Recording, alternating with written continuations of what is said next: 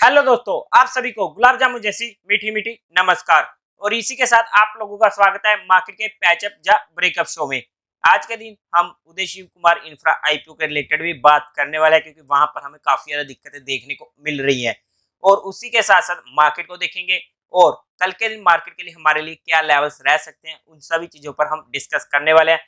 तो अगर अब हम सबसे पहले मंडे के दिन मार्केट की बात करते हैं तो मार्केट एक हल्का से गैप अप ओपनिंग देते हैं 70,427 पर, और मार्केट का लो बनता है 70,312 का अपनी स्पोर्ट 17,300 की, और वहीं इसी मार्केट में बाउंस जाता है और मार्केट का हाई बनता है 70,428 का और क्लोजिंग देते हैं 70,398 की। हालांकि मार्केट एक छोटी सी रेंज में निकल गया, लेकिन एक अच्छी क्लोजिंग हमें देखने को मिली है। इसी के साथ साथ अगर हम एफआई और डीआई डाटा की बात करते हैं तो एफआईएस और डीआई दोनों की तरफ से हमें फ्लैट डाटा देखने को मिला है। एफआई ने 300 करोड़ की बाइंग करी है, वहीं पर डीआई ने 300 करोड़ की सेलिंग करी है। और अगर आप लोगों को म्यूचुअल फंड में या इंश्योरेंस सेगमेंट में कोई भी हेल्प चाहिए हो, आपकी कोई भी क्वारी हो, आपको कुछ भी ओपन करवाना हो, तो आपको डिस्क्रिप्शन में हमारी टीम का हेल्पलाइन नंबर मिल जाएगा। आप हमसे कांटेक्ट कर सकते हो, आपकी क्वारी को जल्दी से जल्दी सॉल्व कर दिया जाएगा। इसी के साथ साथ अगर हम सबसे पहले उदय शिव कुमार इंफ्रा आईपीओ के रिलेटेड बात करते हैं, देखो मंडे के दिन हुई थी इस आईपीओ की लिस्टिंग। एज पर एक्सपेक्टेड जहां पर 20 से 30% के बीच आईपीओ की लिस्टिंग होने की उम्मीद थी। अब इतनी उम्मीद हमने लगाई है तो एक अच्छा आईपीओ होने वाला था। आईपीओ जनरली अच्छा भी था। और उसी के साथ साथ अगर हम जीएमपी की कोडिंग भी देखते हैं, वहां पर भी हमें कोई दिक्कत देखने को नहीं मिली थी। और उसी के बावजूद जब इस आईपीओ की लिस्टिंग होती है तो वहां पर हमें सबसे मेजर दिक्कत देखने को मिली। ये आईपीओ डिस्काउंट में खुलता है 15% के। मतलब कि जिस आईपीओ में एक अच्छी खासी डिमांड गई है, उस आईपीओ में हमें लॉस हुआ है। अगर हमें वो आईपीओ अलॉट हुआ है, मुझे भी पर्सनली एक आईपीओ अलॉट हुआ था एचएनआई कैटेगरी से, वहां पर मुझे भी लॉस हुआ है। It is okay. देखो, लॉस होना, प्रॉफिट होना, that is the part of the market. इसमें हम कुछ नहीं कर सकते हैं और वो एट लास्ट में हमें एक्सेप्ट करना पड़ेगा।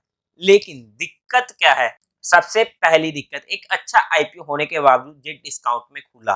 देखो, आईपीओ बहुत सारे डिस्काउंट में खुले हैं, लेकिन वहां पर हमें आईपीओ के बारे में जनरली पहले जो हम डिस्कस करते हैं उसके बेस पर वो आईपीओ जनरली अच्छे भी नहीं होते थे। जैसे कि पेटीएम का हो गया, वहां पर पता ही था कि ये आईपीओ अच्छा नहीं है, काफी ज्यादा वैल्यूएशन मांग रहे हैं। इसमें वैल्यूएशन भी ओके थी। फिर ये ऐसा क्यों हुआ, वो तो खैर मार्केट ही जानती है, इसमें हम कुछ नहीं कर सकते हैं। सेकंड दिक्कत, एक अच्छी डिमांड होने के बावजूद भी ये डिस्काउंट में खुला। चलो, अब क्या कर सकते हैं, जो खुला सो खुला। थर्ड दिक्कत, ये आ जाती है मेन दिक्कत। एनएससी में तो ये खुलता है 15% के डिस्काउंट में और बीएससी में खुलता है कोस्ट टू कोस्ट पे। भाई साहब, इतना बड़ा भेदभाव क्यों एनएससी और बीएससी में? जहां पर तो दिक्कत है और इस दिक्कत को एक्सेप्ट करना पड़ेगा। और हालांकि ये मेरी लाइफ में अभी तक का फर्स्ट सिनेरियो हुआ है कि एनएससी बीएससी में इतना ज्यादा डिफरेंस हमें देखने को मिल रहा है।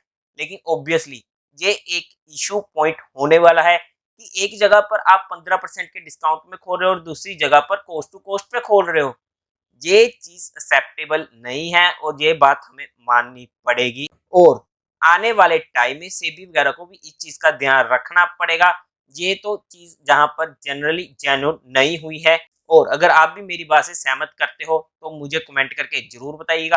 लॉस हुआ, प्रॉफिट हुआ, वो मैटर ही नहीं कर रहा। जहां पर मैटर ये कर रहा है कि 15% का डिफरेंस इतना ज्यादा। अब उसके बाद अगली दिक्कत, एनएससी में तो लग गया इसमें अपर सर्किट और बीएससी में लग गया लोअर सर्किट। देखो, अब वो जनरली जो इतना ज्यादा डिफरेंस है वो इक्वल तो होगा ही होगा। अब वो इक्वल तो ऐसे ही होगा कि एक जगह पर अपर सर्किट लगे, दूसरी जगह पर लोअर सर्किट लगे। वो तो चलो आने वाले एक दो दिनों में हमें देखने को मिल ही जाएगा इक्वल प्राइस। लेकिन ये मैटर होने वाला है और ऑब्वियसली रहने वाला है, ताकि आगे आने वाले टाइम में ऐसी दिक्कत ना देखने को मिले। लेकिन मेजर थिंग, जो ये छोटे आईपीएस होते हैं, इनसे ये बात हमें सीखनी पड़ेगी। देखो, गलतियां हर इंसान करता है, लेकिन अपनी गलतियों से सीख कर ही आगे अगर हम वो गलतियां नहीं दोहराते हैं, वो हमारे लिए बेनिफिट रहने वाली है। हमें इस बात को समझना पड़ेगा कि अगर हम अग्रेसिव है तो भी हमें छोटी कंपनीज में अप्लाई करना चाहिए, चाहे वो अच्छी वैल्यूएशन पर आई है चाहे नहीं आई है। वो हमारे रिस्क रिवार्ड रेशियो के फेवर में भी हमारे ऊपर डिपेंड करता है कि हम कितना लॉस ले सकते हैं। बिकॉज जनरली छोटे आईपीएस बड़ा धमाका भी कर जाते हैं, और जहां पर भी बड़ा ही धमाका हुआ है लेकिन उल्टी साइड का हो गया। और दूसरी बात, एक और मेजर दिक्कत होने वाली है, इस आईपीओ ने पूरी की पूरी आईपीओ मार्केट का मूड माहौल बिगाड़ दिया है। ये बात आप मानो या ना मानो, जहां पर हमारे मन में जिनको स्पेशली जे आईपीओ लॉट हुआ है या जिनको नहीं मिला और उन्होंने अप्लाई किया था, वो अब आगे से सोच समझकर आईपीओ अप्लाई करने वाले हैं। बिकॉज जहां पर एक मेजर अमाउंट, जिन्होंने एचएनआई में अप्लाई किया उनके लिए तो मेजर अमाउंट का लॉस हुआ है, लेकिन जिन्होंने चाहे रिटेल कैटेगरी में अप्लाई किया है, ऑब्वियसली उनके पास अमाउंट शॉर्ट होती है, तो वहां पर उनके लिए भी ये अमाउंट डिपेंड करने वाली है, उनके लिए ये अमाउंट छोटी नहीं रहने वाली है। पर्सनली मेरे लिए भी ये अमाउंट छोटी नहीं रहने वाली है। तो यहाँ पर हमारे पास आगे आने वाले टाइम में जो भी आईपीओ आते हैं उनका मूड माहौल बिगड़ा है और वहां पर हमें दिक्कत देखने को मिलेगी रिटेल इन्वेस्टर्स की तरफ से। ये बात एक और मेजर दिक्कत होने वाली है कि अब आगे आने वाले आईपीओ में हमें थोड़ी कम सब्सक्रिप्शन देखने को मिल सकती है। और रही बात जीएमपी वगैरह की, हालांकि उस पर मैं ज्यादा फोकस नहीं करता हूँ, लेकिन काफी लोग जो जीएमपी के बेस पर भी आईपीओ लगाते हैं, अब वहां पर उनको भी टेंशन होगी। और मेन थिंग, अब काफी लोगों का तो ये नजरिया बन चुका है कि जो आईपीओ मार्केट एक सेफ मार्केट होती थी, अब वो भी सेफ नहीं रही है और वहां पर वो लोग आईपीओ लगाने ही नहीं वाले हैं आगे आने वाले टाइम में। ये मेरे पर्सनल दोस्तों ने भी मुझे बोला है कि यार अब तो आईपीओ पे भी भरोसा नहीं रहा, अब हम तो आईपीओ भी आगे कोई भी नहीं लगाने वाले हैं।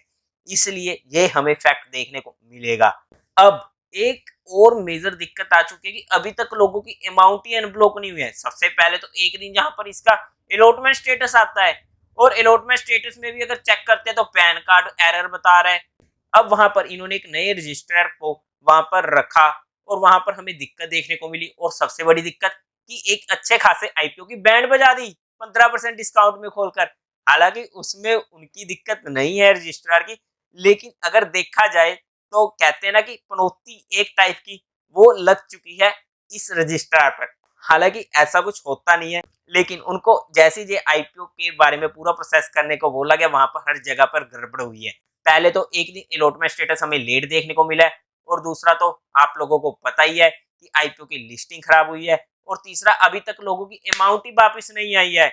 अभी तक उनकी अमाउंट ब्लॉक्ड है, काफी लोगों की आ भी चुकी है और काफी लोगों की नहीं आई है। मेरी पर्सनली बात करूं, मेरी भी नहीं आई है, मेरे पापा वाले अकाउंट में से भी नहीं आई है। लेकिन वहां पर आप लोगों को घबराने की जरूरत नहीं है, बिकॉज 9th ऑफ अप्रैल इसकी लास्ट डेट होने वाली है इस मैंडेट। तो वहां पर 10th ऑफ अप्रैल तक आपकी अमाउंट अनब्लॉक हो जाएगी। अगर नहीं होते तो एक बार आप अपने बैंक से कांटेक्ट कर लीजिएगा। अदरवाइज जो भी आपको मेल आई है अनअलॉटमेंट की, तो वहां पर आपके मेल आईडी में एक ईमेल आईडी होगी जहां पर आप अपनी कंप्लेंट रेज कर सकते हो। तो वहां से भी आपको सोल्यूशन प्रोवाइड हो जाएगा। वो पैसा आपका ही रहने वाला, आपके अकाउंट में भी है, उसमें कोई भी दिक्कत नहीं रहने वाली है। अब ये तो हो गई इस आईपीओ के रिगार्डिंग सारी बातें। अब रही बात कि जो हमारे पास आईपीओ पड़ा है, जो हमारे पास 10% का लॉस चल रहा है आज के टाइम पे, उसका क्या करें। तो देखो, नए आईपीओ स्टॉक जो भी होते हैं, हम उस पर टेक्निकली बेसिस पर कुछ नहीं कर सकते हैं, लेकिन वहां पर अगर हम चाहें तो हमारा स्टॉप लॉस जो रहे, वो जो भी इसने लो बनाया था वहां पर हमारा स्टॉप लॉस रहकर हम वहां से एग्जिट कर जाएंगे। अगर वो 15% के नीचे आता है तो यही हमारे पास एक स्टॉप लॉस निकल के आता है आज के टाइम पे। अदरवाइज अगर ये हमारे कोस्ट टू कोस्ट प्राइस पर आता है तो वहां पर हम थोड़ा थोड़ा करके एग्जिट कर सकते हैं। ये मेरी पर्सनल स्ट्रेटेजी जहां पर होने वाली है। मेरा इसमें स्टॉप लॉस हो चुका है 15% का, 10% का ऑलरेडी चल रहा है। अगर ये कल भी अपर सर्किट लगता है तो वहां पर मैं कुछ क्वांटिटीज निकालने की कोशिश करने वाला हूँ।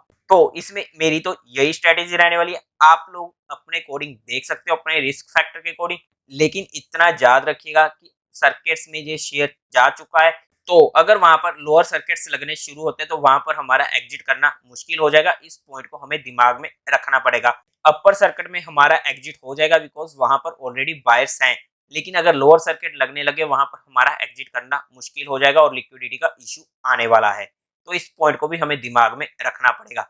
इसी के साथ साथ आप लोग हमारा टेलीग्राम चैनल ज्वाइन कर सकते हो। टेलीग्राम चैनल का लिंक भी आपको डिस्क्रिप्शन में मिल जाएगा, या फिर आप direct marquee love affair search करके वहां से भी ज्वाइन कर सकते हो। इसी के साथ साथ अगर हम लेवल्स की बात करते हैं कल के लिए, तो 70,500 हमारे पास पहला रेजिस्टेंस रहने वाला है। और याद रखिएगा जहां पर 50 और 200 मूविंग एवरेज हमें दोनों मिलने वाली है। 17,470 पर 50 की होने वाली है और 17,490 पर 200 की होने वाली है। और इसी के साथ साथ अगर मैं मेजर रेजिस्टेंस की बात करता हूं तो 17,600 का हमें मेजर रेजिस्टेंस मिलने वाला है। अगर हम सपोर्ट की बात करते हैं तो 70,250 की हमें इंपॉर्टेंट सपोर्ट मिलने वाली है। लेकिन जितनी बातें आप लोगों के साथ डिस्कस हुई है वो सिर्फ एजुकेशन, लर्निंग और केस स्टडी पर्सपेक्टिव हुई है। ये कोई भी इन्वेस्टमेंट की टिप नहीं है। अगर फिर भी आपको इन्वेस्टमेंट और ट्रेडिंग करनी है तो एक बार अपने फाइनेंशियल एडवाइजर से पूछकर ही काम कीजिएगा। तो देवी और सज्जनों, उम्मीद है आप लोगों को ये वीडियो अच्छी लगी होगी, तो इस वीडियो को लाइक कीजिएगा, शेयर कीजिएगा और साथ ही साथ चैनल को सब्सक्राइब करें। Thank you very much.